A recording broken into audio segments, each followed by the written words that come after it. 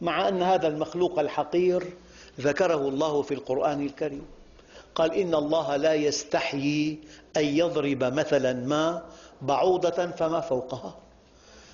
وضعت البعوضة تحت مجهر إلكتروني بكبر 400 ألف مرة، فإذا في رأسها 100 عين، وزن البعوضة 1/1000 من الغرام، في رأسها 100 عين، في فمها 48 سنا، في صدرها قلوب 3، قلب مركزي وقلب لكل جناح، وفي كل قلب أذينان وبطينان ودسامان. وتملك البعوضة جهازا لا تملكه الطائرات، تملك جهاز استقبال حراري. هي ترى الأشياء لا بألوانها ولا بأشكالها ولا بأحجامها، ولكن ترى الأشياء بحرارتها فقط. الغرفة بالشتاء الحرارة 5، الطفل 37، لا ترى إلا الطفل. مع جهاز تحليل دم، ما كل دم بيناسبها، تأخذ عينة بعدين بتمص. قد ينام أخوان على سرير واحد، الواحد دمه لم يعجبها لا تلسعه، أما الثاني ملأته لسعا.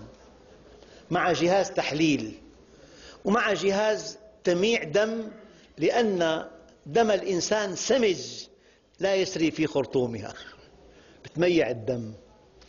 ومع جهاز تخدير حتى ما يقتلها، بتخدره.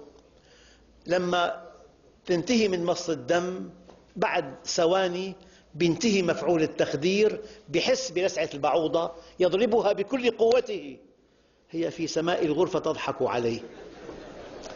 مع جهاز تحليل، جهاز تخدير، جهاز تمييع، في برأسها 100 عين، بفمها 48 سن، بصدرها 3 قلوب، مع جهاز استقبال حراري. هي البعوضة. أما خرطومها فيه 6 سكاكين، 4 سكاكين لإحداث جرح مربع، وسكينان تلتئمان على شكل أنبوب لامتصاص الدم.